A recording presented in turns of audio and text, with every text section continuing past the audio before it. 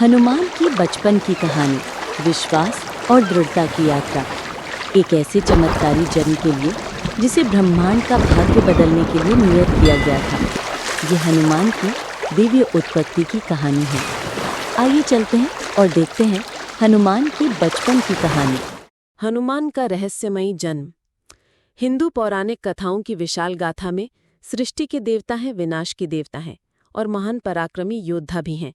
लेकिन कुछ ही पात्र ऐसे हैं जो हनुमान की तरह सबके प्रिय और इतने शक्तिशाली हों। वे अटूट भक्ति के प्रतीक हैं, एक ऐसे देव जिनमें पर्वत उठाने की शक्ति और भगवान राम के लिए असीम प्रेम है। लेकिन इस महान गाथा को समझने के लिए हमें शुरुआत में जाना होगा, एक ऐसे चमत्कारी जन्म की कहानी पर जिसने ब्रह्मांड की नियति को बदलना था। ये कहानी है हनुमान के दिव्य जन्म की। हमारी कहानी हनुमान से नहीं बल्कि उनकी माता अंजना से शुरू होती है। अपने पिछले जन्म में वे स्वर्ग की एक मनमोहक अप्सरा थीं, लेकिन एक शाप के कारण उन्हें पृथ्वी पर एक वानर के रूप में जन्म लेना पड़ा।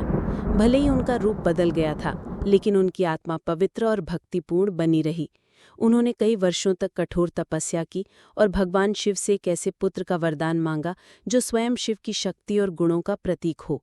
उनकी भक्ति इतनी गहरी और अटूट थी कि स्वर्ग में भी देवताओं ने इस पर ध्यान दिया, और यहीं पर देवताओं ने नियति को एक नया मोड़ दिया। पवन देव, जो एक शक्तिशाली और महत्वपूर्ण देवता हैं, को एक पवित्र आशीर्वाद देने का कार्य सौंपा गया।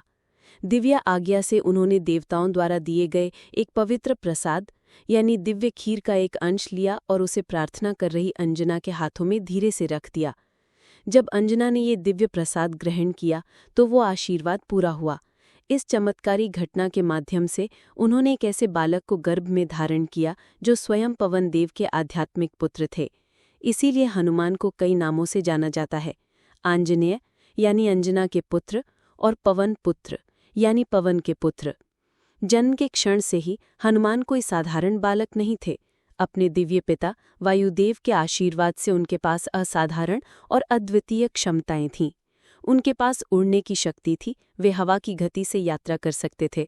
वे अपनी इच्छा अनुसार अपना रूप बदल सकते थे, कभी पहाड़ जितने विशाल तो कभी एक मच्छर जितने छोटे हो सकते थे।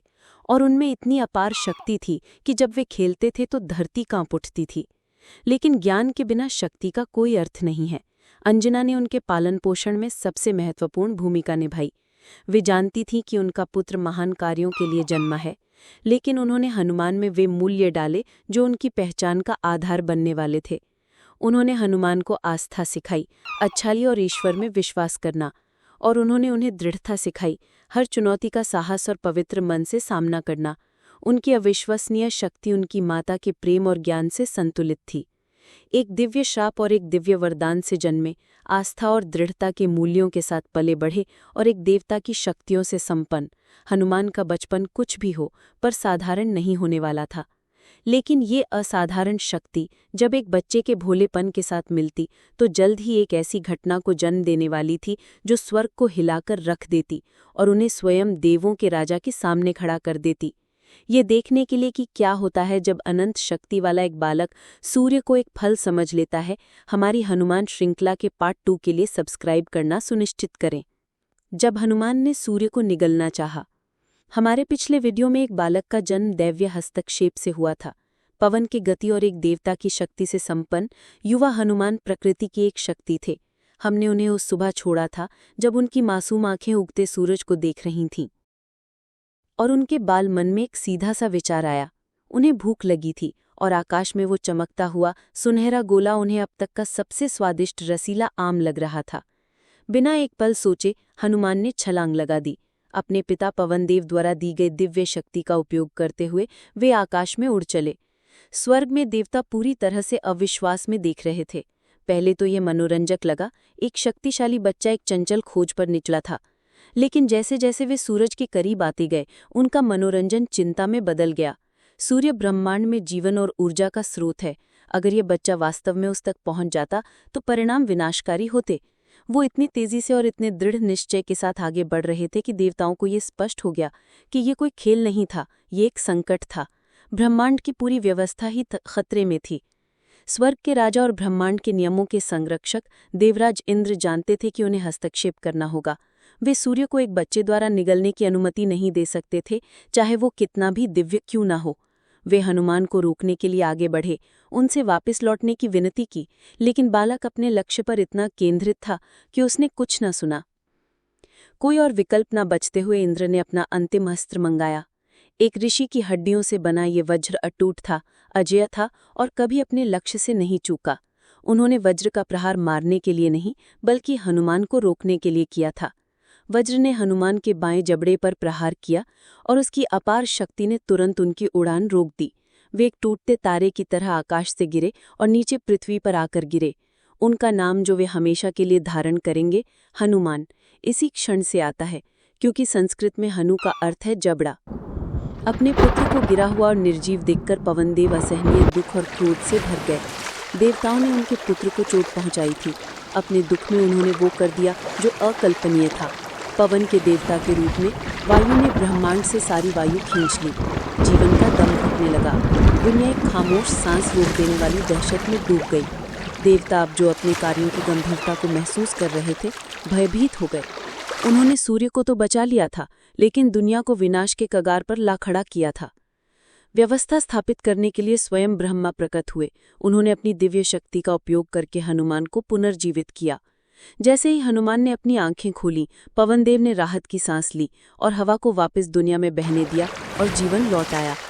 वायुदेव को शांत करने और उस अविश्वसनीय बालक को सम्मान देने के लिए सभी प्रमुख देवता एकत्रित हुए। उन्होंने हनुमान को कई वरदान दिए, जिससे वे अस्तित्व में सबसे शक्तिशाली प्राणियों में से एक बन गए। भगवान ब्रह्मा ने उन्हें सभी दिव्य अस्त्रों से अभेद्य होने का वरदान दिया। इंद्र ने पश्चाताप से भरकर घोषणा की कि उनका वज्र उन्हें कभी नुकसान नहीं पहुंचाएगा और उनका शरीर वज्र से भी अधिक कठोर होगा। अग्निदेव ने उन्हें अग्नि से अभेद्य होने का आशीर्वाद दिया। वरुण देव ने उन्हें जल से सुरक्षा प्रदान की। वायुदेव ने उन्हें स्वयं से भी अधिक गति का आशीर्वाद दिया। भगवान शिव ने उन्हें अमरता और अजेयता का वरदान दिया। लेकिन एक नई समस्या उत्पन्न हुई। असीम शक्ति और अनियंत्रित शरारत वाला एक बच्चा खुद के लिए और दूसरों के लिए खतरा था। इसीलिए महान ऋषियों ने उन पर एक सौम्य संरक्षक शाप दिया। हनुमान अपनी दिव्य क्षमताओं की पूरी सीमा को भूल जाएंगे। वे एक सामान्य यद्यपि मजबूत और बुद्धिमान वानर के रूप में रहेंगे। उनकी शक्तियां उनके भीतर सुसुप्त रहेंगी, बंद रहेंगी, और इस तरह से सबसे महान नायक को विनम्र बना दिया गया। उनकी शक्ति छीनी नहीं गई, बल्कि छिपाई गई, उस क्षण के इंतजार में जब उसकी सबसे ज्यादा जरूरत होगी। ये उस भाग्यशाली दिन तक सुसुप्त रहेगी जब अपहरित एक रानी की तलाश में वानरों का एक हताश झुंड एक असंभव कार्य को करने के लिए एक महानायक की तलाश में होगा। उस दिन उन्हें याद दिलाया जाएगा कि वे वास्तव में कौन थे, और दुनिया हनुमान, उस निस्वार्थ भक्त की पूरी महिमा देखेगी। एक ऐसे चमत्कारी जन्म के लिए जिसे ब्रह्मांड का भाग्य बदलने के लिए नियत किया गया था। ये हनुमान की दिव्य उत्पत्ति की कहानी है। इस वीडियो को देखने के लिए धन्यवाद।